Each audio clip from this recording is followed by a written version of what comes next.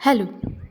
Doctor Weiss की book same soul many bodies से आज का लेसन है प्रेम। क्रोध का प्रबंधन, स्वास्थ्य, समानुभूति, करुणा, धैर्य या समझदारी, अहिंसा, रिश्ते नाते, सुरक्षा, नियति तथा स्वतंत्र इच्छा, चिंतन एवं ध्यान, आध्यात्मिकता से सब अमरता की ओर ले जाने वाली सीढ़ियाँ हैं। परमात्मा से मिलने की अपनी यात्रा को पूर्ण करने के लिए हमें आज नहीं तो कल इन सभी सबकों को आत्मसात करना ही होगा। और ये सारे गुण, ये सारे सबक एक ही महागुण के विभिन्न चेहरे हैं और वो महागुण है प्रेम। प्रेम सबसे बड़ा सबक है। यदि आप प्रेम में हैं तो क्रोध कैसे कर पाएंगे? कैसे आप करुणा या समानुभूति से अछूते रह जाएंगे? सही संबंधों के चुनाव में आपसे गलती भला कैसे हो पाएगी? आप किसी को चोट कैसे पहुंचा पाएंगे? पर्यावरण को प्रदूषित कैसे करेंगे? अपने पड़ोसी से झगड़ने का ख्याल भी कैसे लाएंगे? विभिन्न दृष्टिकोणों, पंथों और जीवन शैलियों को अपने हृदय में स्थान देने से इनकार कैसे कर सकेंगे? आप नहीं कर सकेंगे।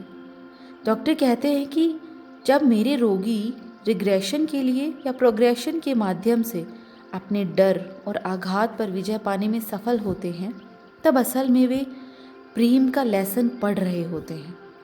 उनमें से कई को यह पाठ उनके जीवन में महत्वपूर्ण भूमिका निभा रहे लोगों के माध्यम से मिलता है, किंतु कई लोग यह सबक दूसरी दुनिया में जा चुके अपने प्रियजनों जैसे अभिभावक, जीवन साथी या फिर संतान के माध्यम से प्राप्त करते हैं।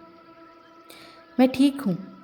इन प्रियजनों के संदेश में अक्सर ये कहा जाता है, मैं अच्छा हूँ, या फिर मैं तुमसे प्रेम करता हूँ या करती हूँ। तुम्हें मेरी वजह से दुखी होने की ज़रूरत नहीं है।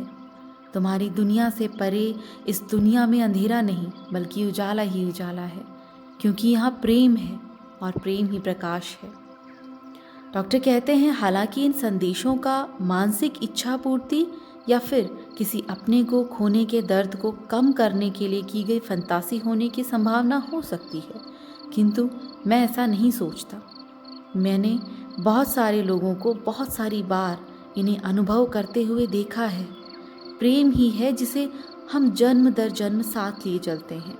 हालांकि कुछ जन्मों में हम इसके प्रति सजग नहीं रहते और कुछ में इसका दुरुपयोग कर बैठते हैं, लेकिन अंत में यही हमारी विकास यात्रा के जारी रहने का माध्यम बनता है। उदाहरण के तौर पर चलिए जेनिफर की बात करते हैं, जिसने कि अभी अभी अपने तीसरे बच्चे को जन्म दिया था।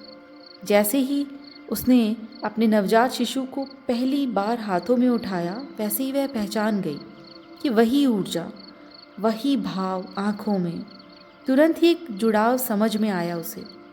उसने कहा, हम फिर एक साथ हैं।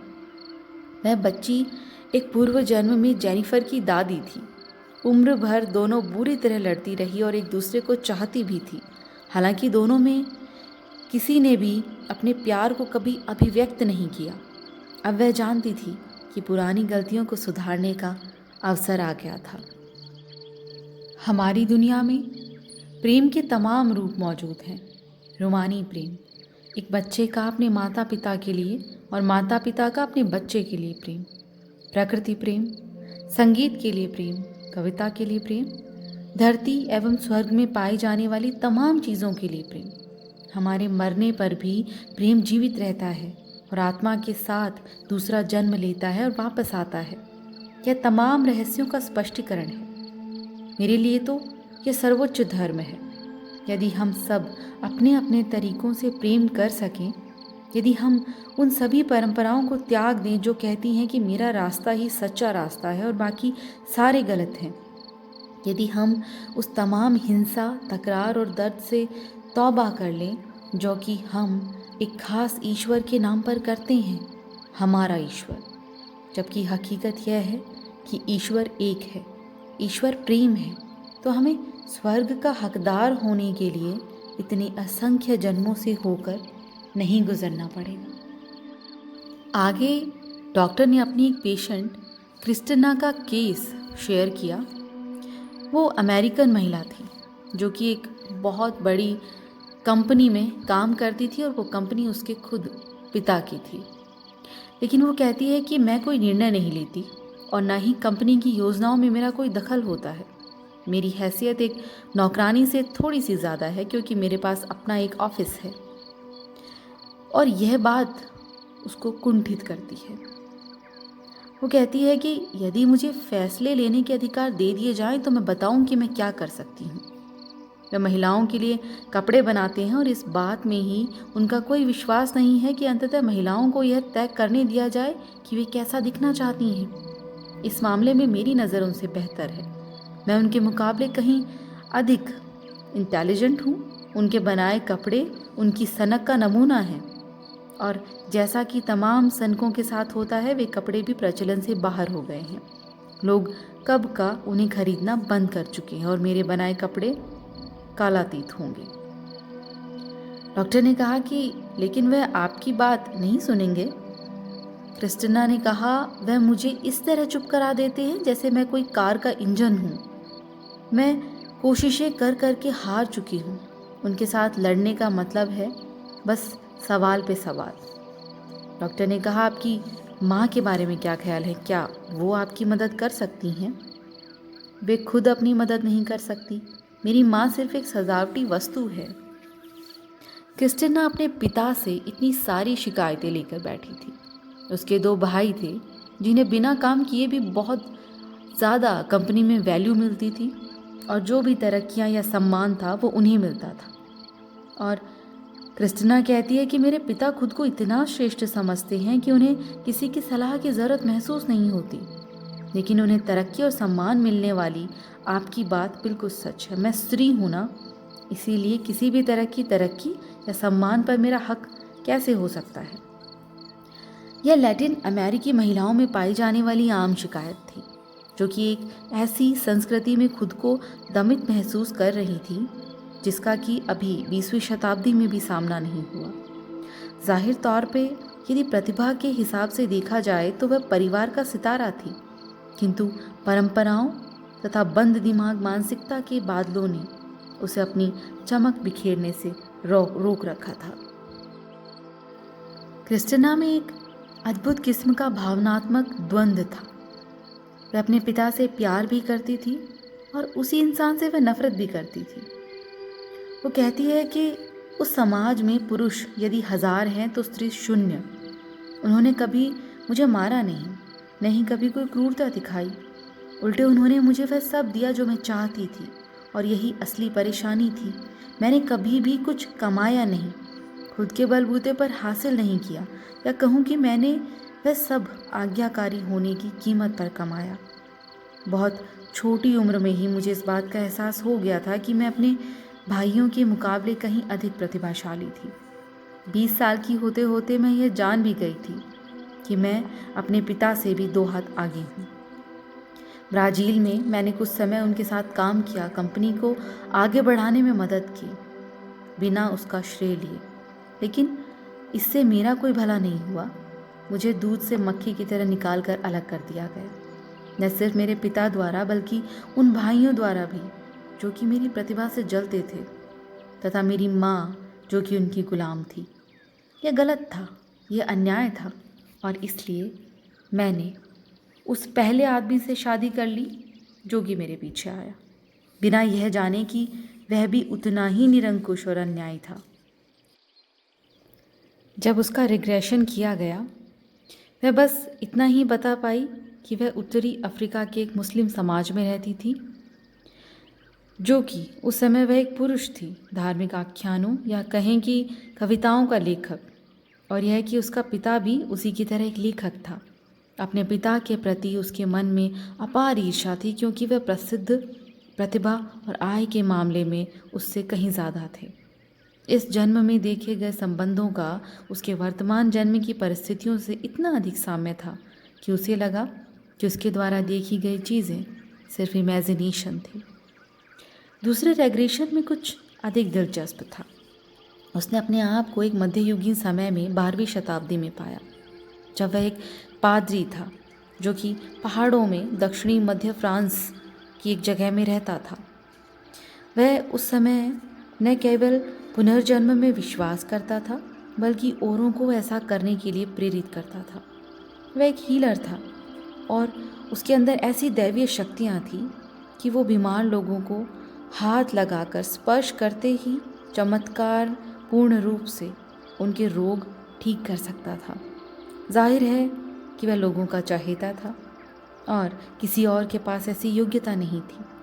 उसी समय में जो वर्तमान जन्म के उसके पिता हैं, उस गांव में एक किसान हुआ करते थे जो बहुत पैसे वाले थे, लेकिन बहुत लालची, नास्तिक, भौतिकता और अमानवीयता की हदों को पार करते हुए।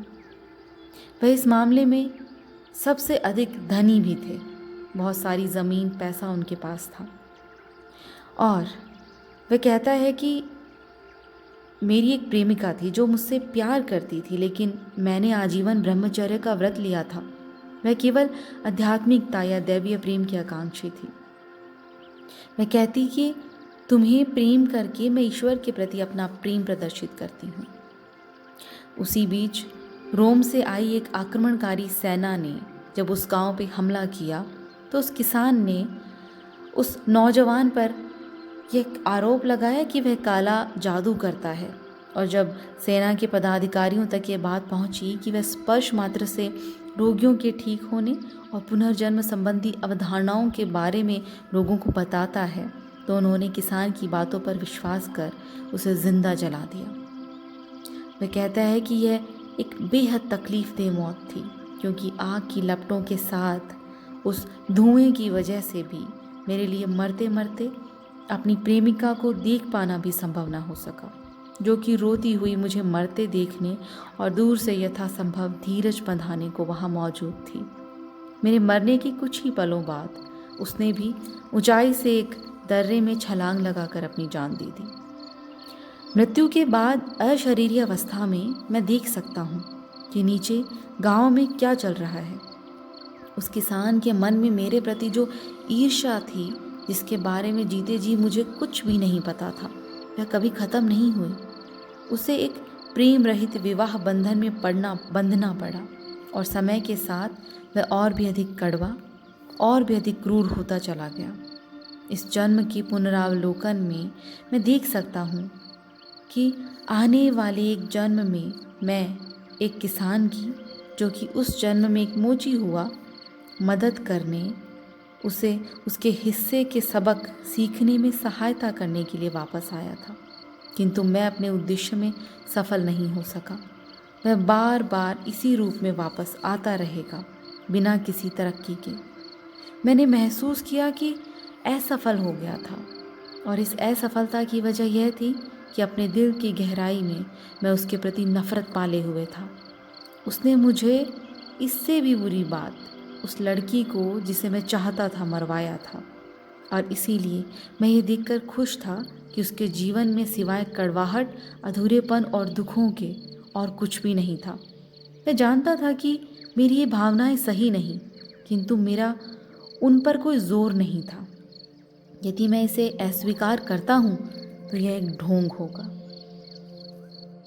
ईर्ष्या, जलन, यही वह कांटा है जिसने किसान और उस पादरी को उस जन्म में साथ में अटकाया हुआ था, और संभवतः इस जन्म में भी वे दोनों इसी के चलते साथ आए हैं। इस जन्म में क्रिस्टिना के पिता के पास अवसर था कि वे स्वयं को उस ईर्ष्या और विश्वासघात से मुक्त करा लें, जो कि उन्होंने पूर्व जन्मों में उसके प्रति दिखाई थी। वे उसकी प्रतिभा को पहचान कर, सराह कर उसे मनोवैज्ञानिक रूप से संबल प्रदान कर सकते थे और कंपनी में पदोन्नति के माध्यम से उसे पुरस्कृत करने का अवसर दे सकते थे। लेकिन उन्होंने ऐसा कुछ भी न करने का विकल्प चुना। शायद करुणा व परमार्थ की इन सबकों को आत्मसात करने के लिए उन्हें एक और जन्म लेना पड़ेगा। अपने अगले और अंतिम रिग्रेशन में क्रिस्टिना ने खुद को 1800 में इंग्लैंड के एक छोटे से कस्बे में पाया। इस जन्म में क्रिस्टिना ने अपने आप को 20 साल की एक अविवाहित और पैसा कमाने के लिए एक कारखाने में काम करती हुई लड़की के रूप में देखा, जो बहुत जीनियस थी और जो उत्पादन को बढ़ाने और लागत को कम करने के तमाम उपाय सोचती रहती थी। उसका सुपरवाइज़र उसके काम से बहुत प्रभावित था और उसने उसे कहा कि वह उससे प्रेम करता है। क्रिस्टिना ने कहा मैं भी करती हूँ, लेकिन वह सुपरवाइज़र कोई और नहीं बल्कि इस जन्म में क्रिस्टिना के पिता ही थे। उस जन्म में भी उन्होंने एज ए सुपरवाइज़र उसके साथ छल किया। उसने सिर्फ उसका यूज़ किया ताकि वह उसके आइडियाज़ को अपना बताकर प्रमोशन ले सके, और हर तरह से उसने उसके आइडियाज़ का यूज़ करके अपना फ़ायदा कमाया। और फिर एक बार एक ऐसी ही धोखाधड़ी में उसे फंसा कर उसे जेल भेज दिया गया। वो कहती है कि जेल से निकलने के बाद मैं भीख मांगने के लिए मजबूर हो गई। डॉक्टर कहते हैं कि क्या तुमने कभी उसे माफ़ किया? कभी नहीं। मैं बस ज़िंदगी भर उससे नफ़रत करती रही। मैं बस उसे मरते देखना चाहती थी। लेकिन 40 की उम्र में ही क्रिस्टिना मर गई, अविवाहित, बिना बच्चों की, अकेली, और वह शायद 100 साल से भी ज़्यादा जिया। कैसा अन्याय था ये! मेरा पूरा जीवन व्यर्थ हो गया। ऐसा नहीं था। उस जन्म की त्रासदी तथा पादरी के रूप में जिया गया जीवन असल में इस जन्म और आने वाले जन्मों की तैयारी थी। जब मैं उसे वापस वर्तमान में ले आया, तब भी वह एक ऐसी भावातीत अवस्था में थी जिसे कि शब्दों में सही सही बयान नहीं किया जा सकता। बाइबल हमें बताती है कि पिता के पाप उसके वंशजों की तीसरी या चौथी पीढ़ी को भुगतने पड़ते हैं, लेकिन इसका कोई अर्थ नहीं। हम स्वयं अपने वंशज हैं। अपने पोती पोतियों के रूप में कई कई बार जन्म लेते हैं, और हमारे पास अवसर होता है कि इस प्रक्रिया के किसी भी बिंदु पर हम उन पापों को मिटा सकते हैं, क्योंकि वे किसी और में नहीं बल्कि हमारे ही भीतर मौजूद होते हैं। मेरे पिता हर जन्म में मेरे साथ थे। मैंने उन्हें एक पिता, किसान, सुपरवाइज़र के रूप में देखा, और हर जन्म में मैंने पहले उन्हें चाहा और फिर नफ़रत की। उनके पास सदियों से उनका पीछा कर रहे हैं। उसने कहा कि ये उनके पाप नहीं हैं जिन्हें कि मुझे मिटाना है, वे मेरे अपने पाप हैं। मैं सदियों से उनसे नफ़रत करती आ रही हूँ। नफ़रत करना पाप है। हर बार इस नफ़रत ने उस प्रेम को मिटाने का काम किया है जो कि मैं शुरू में उनके लिए महसूस करती थी। लेकिन कैसा रहे यदि इस बार कहानी थोड़ी बदल जाए? कैसा रहे यदि इस बार मैं प्रेम से घृणा को मिटा दूं तो? डॉक्टर कहते हैं कि क्रिस्टिना की इस असाधारण अंतर्दृष्टि से भी हमें यह पता नहीं चल सका कि क्रिस्टिना को कौन सा विकल्प चुनना चाहिए, कर्मचारी, घरेलू महिला या फिर प्रतिद्वंदी। जिस समय हम ये सत्र ले रहे थे उस समय तक मेरा प्रोग्रेशन वाला काम अपनी शुरुआती अवस्था में था, और मैं चुनिंदा मामलों में ही इसका उपयोग करता था। मुझे लगा कि अपनी मजबूत इच्छा शक्ति तथा बुद्धिमत्ता के चलते क्रिस्टिना प्रोग्रेशन के लिए एक शानदार उम्मीदवार थी, और इसीलिए मैंने उसे भविष्य में जाने की सलाह दी। वह खुशी खुशी तैयार हो गई।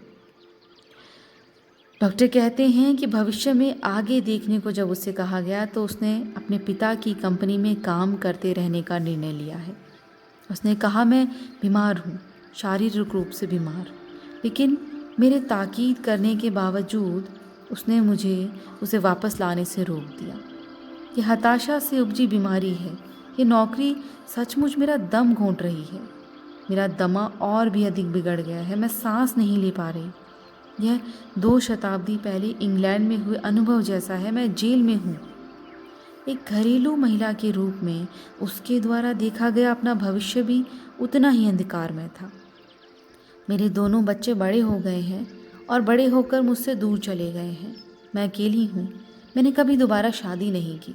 मुझे अपना सिर खाली खाली मालूम होता है, मानो लंबे समय से इस्तेमाल न किए जाने के कारण मेरा मस्तिष्क सिकुड़ गया हो। अपने रचनात्मक कार्यों वाले दिन मुझे किसी और जन्म की बात लगते हैं। यही हाल प्रतियोगी व्यवसाय शुरू करने का विकल्प में भी हुआ। उसने देखा कि मैं सफल हूँ। मेरे पिता दिवालिया हो गए हैं। मैं करोड़पति हूँ, लेकिन फिर भी मैं दुखी हूँ। ऐसा लगता है मानो यह क्रोध और प्रतिशोध का पर्याय है। मैं जीत कर भी हार गई हूँ। मेरा परिवार मेरा मुंह भी नहीं देखना चाहता। हमारे बीच आबोला छा गया है। हम अपने अपने कमरों में बैठे सन्नाटे से घिरे दिलों में एक दूसरे के लिए नफरत पाले ज़िंदगी के दिन काट रहे हैं।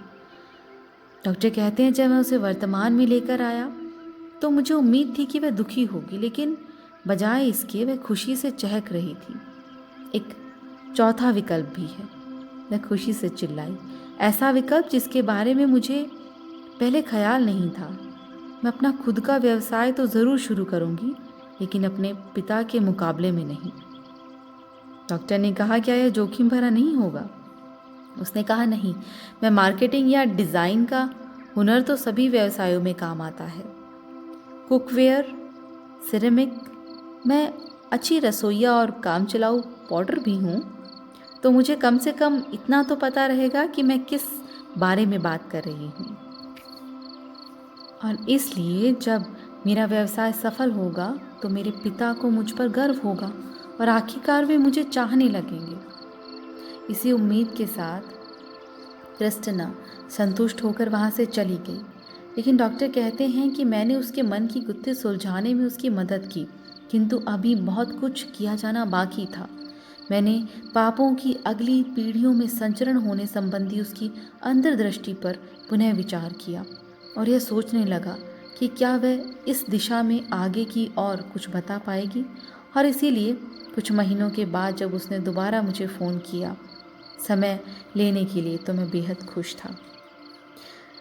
उसने कहा कि मेरे पिता, जिनके लिए मैं अपने मन में नफ़रत और एक प्रतिद्वंदिता पाल कर बैठी थी, जिसे मैंने रिलीज़ किया, कॉन्शियसली अपनी नफ़रत को रिलीज़ किया, तो मैंने उनके बिहेवियर में चेंज देखा। जब मैं उनके घर गई बहुत दिनों बाद, उन्होंने मुझे गले से लगाया, मुझे बहुत अच्छा लगा। और फिर मेरी या अपनी ज़िंदगी में पहली बार उन्होंने मुझसे कहा कि वे मुझसे प्यार करते हैं। प्रेम अपने आप में सर्वांगीण ऊर्जा है। यह हमारी मृत्यु के साथ ख़त्म नहीं होती, यह हमारी आत्मा के साथ दूसरे लोक में जाती है और उसी के साथ वापस लौट कर आती है। यह आत्मा और शरीर के सभी गुणों का निचोड़ है। यही जीवन है और जीवन के परे भी यही है। यही हमारा लक्ष्य है और हम सभी इस जन्म में नहीं तो आने वाले जन्मों में इसे हासिल करके रहेंगे। आज के लिए इतना ही। Thank you.